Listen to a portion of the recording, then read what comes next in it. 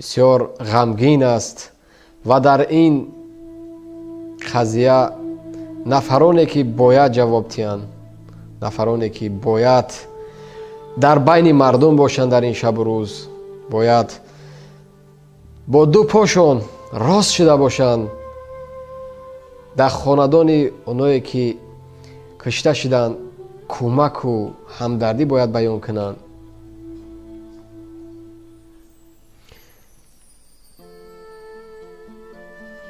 و مسئولانی که برای امروز و فردای کشور وعده های بدروغ داده بودند، آنها باید امروز در بین مردم باشند.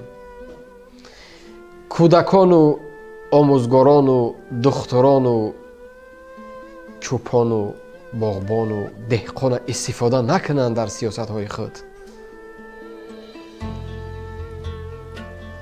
در این شب روز اگر یک جامعه سالم میشد، اگر یک رئیس جمهوری که دلش برای مردم سوخت یک نشست عاجل داشت، یک جلسه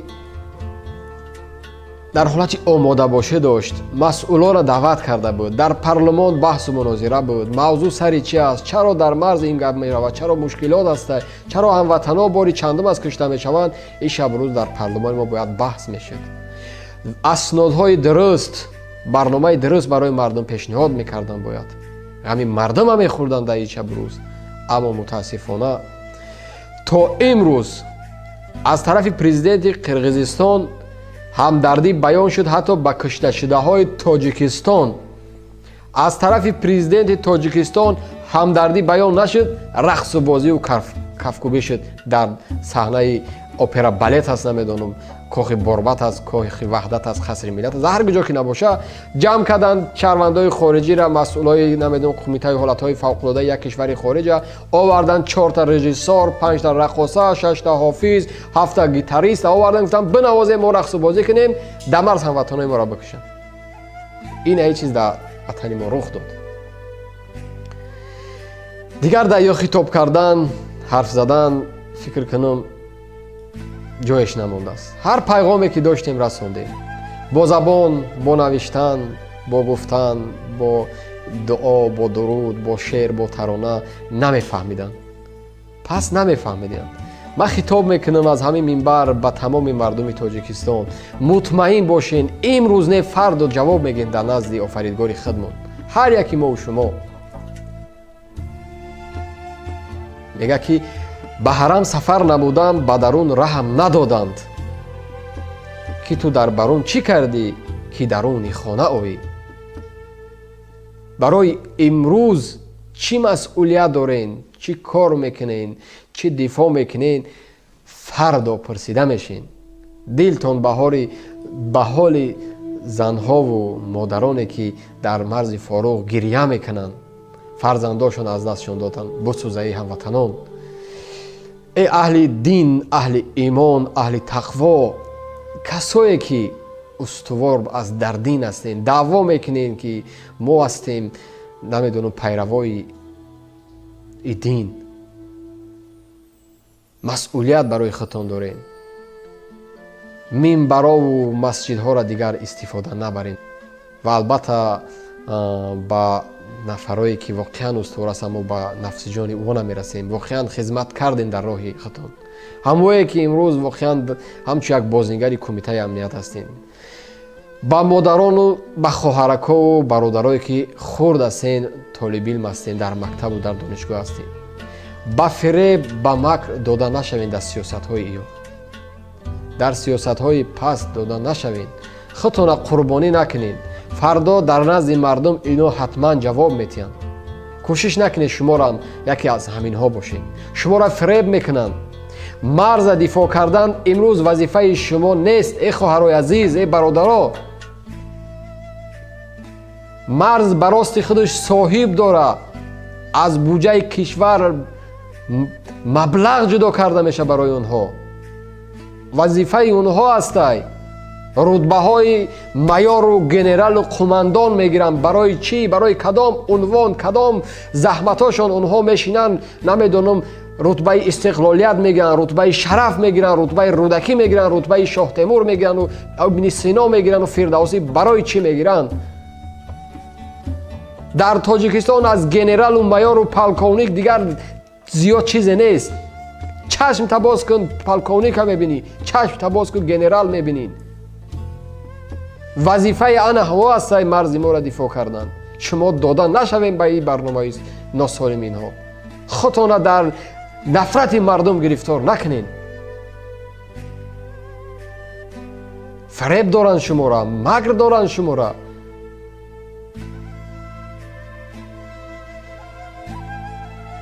аҳли қалам, аҳли зиё, мухолифин, муборизин, дар майдони мубориза касое ҳастед. дар муҳоҷират имрӯз омаден, пинҳон ҳастед. қасам ба худо, рӯзе мешава ба ҳар пораи ана хоки замин ҷавоб метиҳем. мо шумо дар умум ҷавоб метиҳем. насли баъдӣ, дар нафрини насли баъдӣ худтона нагузоред.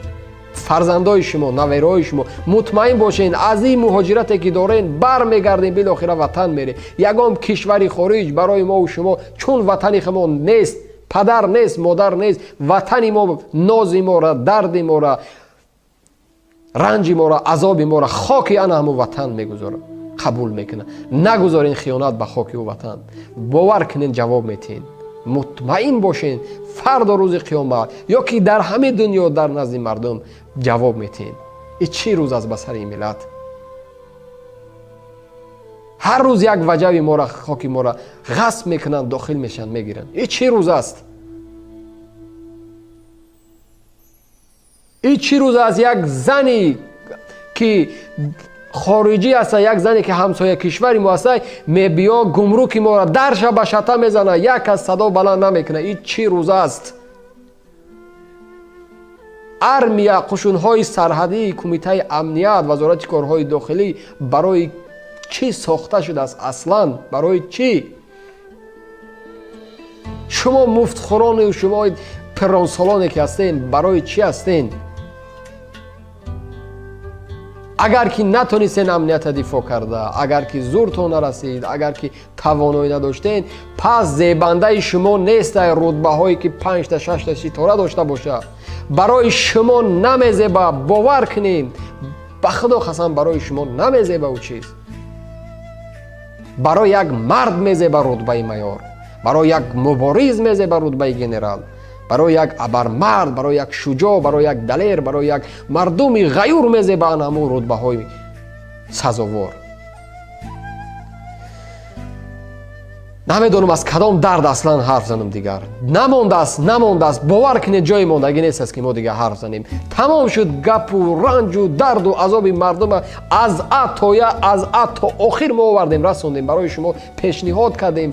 навор, сухан, садо, мақола бо майдонҳо нишон додем барои шумо.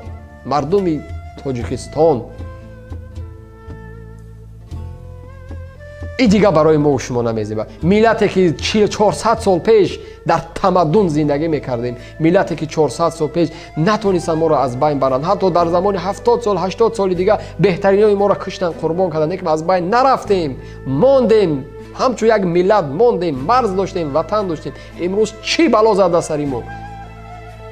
даъво мекунед мо ҷанги шаҳрвандӣ кардем. 27 сол, агар як нафар аз кӯдакиш дар 27 сол номзад доктори илм, профессор мешава, файласуф мешава, беҳтарин донандаи илм мешава, шумо дар 27 сол 4 ваҷаб замини моро дифоъ кардан натонистен. гиҷо даъвои ҳукумату ҳукуматдорӣ мекунед. зӯртон баъз маҳбусҳои зиндонӣ мераса, хок дар сари шумо. зӯртон падару модарои ҷавоное ки дар майдон ҳарф мезананд, зӯртон барои ҳамо мераса. шарм медорам дигар ки бугу фалони генерал астай. аз ҳамин рӯз, аз ҳамин минбар мегӯям ки ҳар касе ки як ана ҳамун муфтхӯрора ба ҳайс як генерал, ҳамчу як майор, ҳамчу як қумандон, ҳамчу як муҳтарам вазир, роҳбар, ана ҳаморо даъват мекунад дар навистаҷоташ, дар мақолааш. бовар кунед, душмани ин амирӯзи миллат мешава. ҳайф боша барои ӯ, либоси низомӣ барои ӯ ҳайф боша. аламд мекуна, алам дард мекуна. ҷавони тоҷик аз русия омадааст ки ақаллан марги бародарша бара дафн дар ҷанозааш иштирок кунад, мегам марз бастааст, ман рафта наметонам. аламд намекуна. се рӯз шуда қазияра. علامت نمیکنه که 300 شهروند تاجیکستان در مرز روسیه ماندگی هستند. میگه قرغیز داخل میشه و قزاق داخل میشه و ازبک داخل میشه و ترکمن میگذره، آذربایجان، بلاروس، اوکراین میگذره، تاجیک در رشته آخرین است. ای بی ما شرم ما نیست دیگر. حالی هم ما بگیم ما تاجیکیم بگیم، حالی هم تاج بگیم برای خودمون.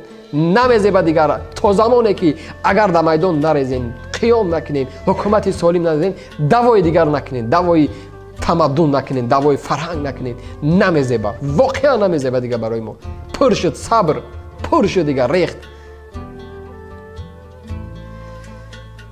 عذرخواهی میکنم دوستای عزیز اگر سخت گپ زده باشم، اگر که کسی را ناراحت کرده باشم، اگر که کسی را نمیدونم گپ های من ناراحت کننده باشه، من از همین منبر بخشش میپرسم. و برای کسایی که گفتم که دست دارن در این جنایت، از این هم سخت‌تر باز روز میشه و گپ میزنید.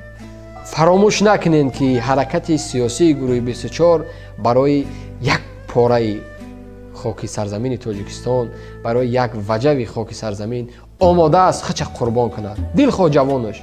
اما ما آماده نیستیم از دور تماشا کنیم، نظر کنیم که زمین ما را غصب کردن، روز تا روز بگیرن. هر چیزی که گرفتن بس است دیگه، اجازه ندین.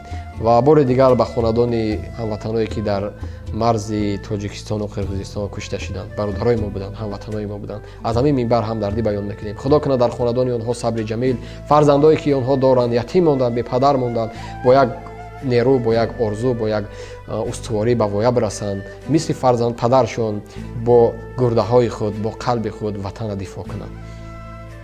خدا نگهبان هر یک ما و شما باشد و با امید پیروزی و سربلندی شما رو به خدا میسپاریم. سلام علیکم و رحمت الله و برکاته.